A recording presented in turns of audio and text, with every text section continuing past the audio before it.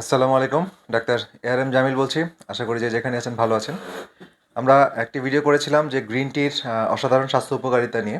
তো সেই ভিডিওতে আমি গ্রিন টির অনেকগুলো বেনিফিট সম্পর্কে বলেছিলাম যে এটা ওজন কমাতে সাহায্য করে, এটার অ্যান্টি ক্যান্সার প্রপার্টি আছে, এটা ব্লাড গ্লুকোজ নিয়ন্ত্রণ করে, এটা অ্যান্টিমাইক্রোবিয়াল হিসেবে কাজ করে, হ্যাঁ? এরকম অনেক ধরনের বেনিফিট নিয়ে কথা বলেছিলাম। তো আমি বলেছিলাম যে অ্যান্টি ক্যান্সার নিয়ে আমি আলাদা একটি ভিডিও তৈরি করব বিকজ এই green tea anti cancer property হিসেবে অনেক জনপ্রিয় এবং এটা খুবই কার্যকর এবং বিভিন্ন রিসার্চে এটা প্রমাণিত। আমি রিসার্চ বেস কথা বলছি এবং রিসার্চের লিঙ্কগুলো আমি ডেসক্রিপশন বক্সে দিয়ে দিব, আপনারা সেটা দেখে নেবেন। তো আমি যেটা বলতে চাচ্ছি যে গ্রিন টির মধ্যে যে ইনগ্রেডিয়েন্টই থাকে, হ্যাঁ, যেটা ফাইটোকেমিক্যাল, এর মধ্যে পলিফেনল থাকে এবং এর মধ্যে সবচেয়ে পোটেন্ট এবং সবচেয়ে অ্যাক্টিভ, সবচেয়ে পাওয়ারফুল যে ইনগ্রেডিয়েন্ট সেটা হচ্ছে ক্যাটেচিন। ওকে, সো এই ক্যাটেচিনের কারণেই গ্রিন টির তার এই অ্যান্টি ক্যান্সার প্রপার্টিটা সহ অন্যান্য উপকারগুলো সম্পন্ন করে থাকে।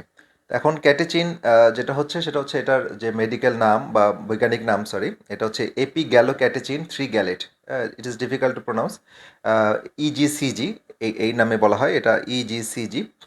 এখন এই ক্যাটেচিন যেটা, এটা আমরা যেটা বলেছি, এটা মোস্ট পোটেন্ট এবং মোস্ট অ্যাবান্ডেন্ট, মানে খুব বেশি পরিমাণে থাকে এবং খুব শক্তিশালী অবস্থায় থাকে গ্রিন টির মধ্যে, গ্রিন টি এক্সট্র্যাক্টে। সুতরাং গ্রিন টি আমরা যখন খাই বা পান করি তখন এই ক্যাটেচিনটা আমরা গ্রহণ করি। তবে এখানে গ্রিন টি, লিকুইড গ্রিন টিতে বা চাতে কিছু সমস্যা হয় যে যদি ওভারহিটেড হয় অথবা সেখানে ক্যাফিনও থাকে। তো যেই ক্যাফিনটা আবার আমরা খুব বেশি চাই না, কারণ ক্যাফিন বেশি খেলে ঘুমের সমস্যা হয়, অন্যান্য জটিলতা হয় ক্যাফিন ওভারডোজের কারণে। এই জন্য অনেকগুলো সাপ্লিমেন্ট কোম্পানি সারা ওয়ার্ল্ড ওয়াইড আছে যারা ডিক্যাফিনেটেড ক্যাটেচিনগুলো নিয়ে আসছে। তো এবং আম, ওইটার থেকে আরও বেশি বেনিফিট পাওয়া যায় বা থেরাপিউটিক্যালি ওইটা আমাকে বেশি হেল্প করে। এছাড়া আমরা অবশ্যই গ্রিন টি এই যেভাবে আমরা খাচ্ছি মেটাবলিক ইফেক্ট হিসেবে সেটা খেতে পারি, তবে অ্যান্টি ক্যান্সার প্রপার্টি হিসেবে ক্যাটেচিন বেশি পরিমাণে গ্রহণ করতে হবে। তো যাই হোক, তো ক্যাটেচিন যেটা হচ্ছে, আমরা যেটা বললাম যে ক্যাটেচিন যে মেজর অ্যাক্টিভিটিগুলো শো করে সেটা হচ্ছে যে এর অ্যান্টিঅক্সিডেন্ট প্রপার্টি আছে, অর্থাৎ আমাদের শরীরে যে ফ্রি রেডিক্যাল তৈরি হয় সেই ফ্রি রেডিক্যাল ড্যামেজকে ইনজুরি করে, কারণ ফ্রি রেডিক্যাল আমাদের ডিএনএকে ড্যামেজ করে এবং ডিএনএ ড্যামেজ হলে সেল ড্যামেজ হয়। এছাড়া ফ্রি রেডিক্যাল যে বিভিন্ন ফ্রি রেডিক্যাল যে তৈরি হয় এগুলোকে নিউট্রালাইজ করে। তারপরে reactive oxygen species, reactive nitrogen species যেগুলো ফ্রি রেডিক্যাল অন্তর্গত সেগুলোকে ইনহিবিট করে। এছাড়া এটা সেল সাইকেল রেগুলেশন করে, অর্থাৎ সেল কতটুকু ডিভাইড হয়ে কিভাবে স্বনিয়ন্ত্রিত বা কন্ট্রোল ওয়েতে বাড়বে সেটা নিয়ন্ত্রণ করে। আমরা জানি যে সেল সাইকেল অর্থাৎ কোষ বিভাজন যদি অনিয়ন্ত্রিত হয়ে যায়, আনকন্ট্রোলড হয়ে যায়, সেটা কিন্তু ক্যান্সারের সূত্রপাত। সো এই ক্ষেত্রে ক্যাটেচিন এই সেল সাইকেল রেগুলেশনের মাধ্যমে আমাদের ক্যান্সারকে প্রিভেন্ট করে। এটা অনেক রিসার্চে প্রমাণিত, যেটা লিঙ্ক আমি দিয়ে দেবো। আর এরপরে সবচেয়ে ইম্পর্টেন্ট যে রিসার্চ হয়েছে সেটা হচ্ছে catechin receptor tyrosine kinase pathway কে ইনহিবিট করে। তো রিসেপ্টর টাইরোসিন কাইনেস পাথওয়ে একটা স্পেশাল পাথওয়ে, টাইরোসিন কাইনেস একটা এনজাইম, এইটাকে ইনহিবিট করার মাধ্যমে সে সেলের গ্রোথকে অ্যারেস্ট করে এবং সেলকে স্বাভাবিক পর্যায়ে মৃত্যুবরণ, যেটাকে মেডিকেল ভাষায় বলা হয় অ্যাপোপ্টোসিস, সেটাকে মানে সম্পূর্ণ করতে সাহায্য করে। এছাড়া সেল সাইকেল মানে অনিয়ন্ত্রিত সেল সাইকেলকে অ্যারেস্ট করে, ইমিউন সিস্টেমকে মডুলেট করে। সো এটা খুব গুরুত্বপূর্ণ ইমিউনোমডুলেটরি বা অ্যান্টি ইনফ্ল্যামেটরি এবং ইমিউন বুস্টার হিসেবেও কাজ করে। এছাড়া এটা এপিজেনেটিক মডিফিকেশন কন্ট্রোল করে। এপিজেনেটিক মানে হচ্ছে জিন যেসব ফ্যাক্টর দ্বারা এক্সপ্রেসড হয়, হ্যাঁ, এবং জিন এক্সপ্রেশনের যে ওয়েটা, মানে খারাপ জিনগুলো এক্সপ্রেস হতে দেয় না। খারাপ জিন এক্সপ্রেস হয়ে গেলে খারাপ প্রোটিন তৈরি হবে এবং আমাদের শরীরে বিভিন্ন ধরনের ক্যান্সার সহ অন্যান্য জটিলতা তৈরি হয়। তো এই জায়গাটায় জিন এক্সপ্রেশন, খারাপ জিন এক্সপ্রেশনকে সে ইনহিবিট করে। তো অনেকগুলো কাজ সে ক্যাটেচিন করে। আর ক্যাটেচিন স্পেসিফিক্যালি ক্যান্সারের উপর কী কাজ করে?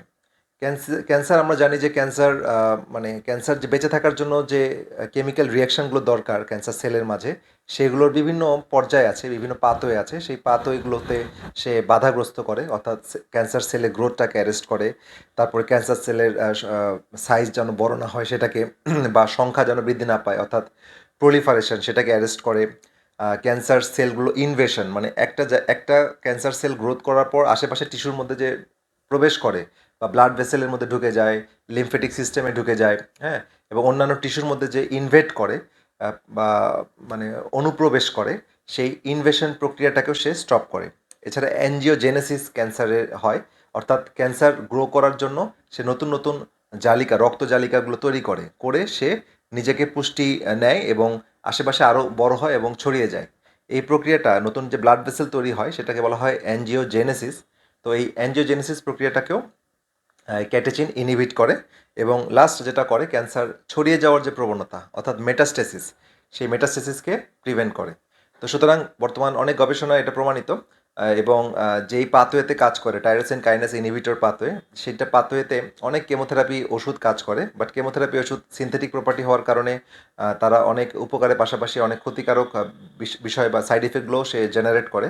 তো সেটা নিয়ে বিজ্ঞানীরা অনেক গবেষণা বা চেষ্টা করছেন যেন সেই সাইড ইফেক্টগুলো কমিয়ে আনা যায়। আর ন্যাচারালি আমাদের সৃষ্টিকর্তা গ্রিন টি দিয়েছেন এবং গ্রিন টির মধ্যে যে ক্যাটেচিন উপাদান আছে, ন্যাচারাল উপাদান হওয়ার কারণে এটা অনেক বেশি কার্যকর এবং যারা কেমোথেরাপি নিচ্ছে তাদের এই ক্যাটেচিনটা কেমোথেরাপির সাইড ইফেক্টগুলোকে ওভারকাম করতে সাহায্য করে এবং একইভাবে সিনার্জিস্টিক ওয়েতে কেমোথেরাপির ওষুধের পাশাপাশি এটা ব্যবহার করলে ক্যান্সারের গ্রোথ বা অ্যারেস্ট হয়। তবে এখানে ক্যাটেচিনের ডোজটা অনেক বেশি পরিমাণে ক্যান্সার রোগীদের জন্য নিতে হয়। তো ডোজটা আসলেই রোগী টু রোগী ভ্যারি করে, এটা আপনার চিকিৎসক আপনার সাথে আপনাকে ঠিক করে দিবেন। তো আজকের এই মেসেজটা just important message. I think এটা যারা ক্যান্সার রোগী বা যারা সচেতন মানুষ তাদের জন্য এটা হেল্প হবে এবং আমি রিসার্চ আর্টিকেলগুলো ডেসক্রিপশন বক্সে দিয়ে দিব। আপনারা এটা নিয়ে আরও বিস্তর গবেষণা করতে পারবেন, চিকিৎসকরা এটা গবেষণা করতে পারবেন, যারা সচেতন নাগরিক আছেন বা যারা বিজ্ঞান মনস্ক ব্যক্তি আছেন তারা এটা নিয়ে গবেষণা করবেন। তো এই আজকের এই মেসেজটাই আজকে বলতে চেয়েছিলাম। তো যাই হোক, আমাদের ভিডিওগুলো ভালো লাগলে লাইক কমেন্ট শেয়ার করে আমাদের সাথেই থাকবেন, আমাদের অনুপ্রাণিত করবেন এবং এই ভিডিওগুলো জনস্বার্থে সবার মাঝে ছড়িয়ে দিবেন। আর পরবর্তীতে অন্য কোনো ভিডিও নিয়ে আপনাদের মাঝে হাজির হব। সেই পর্যন্ত সবাই ভালো থাকেন, সুস্থ থাকেন। আল্লাহ হাফেজ।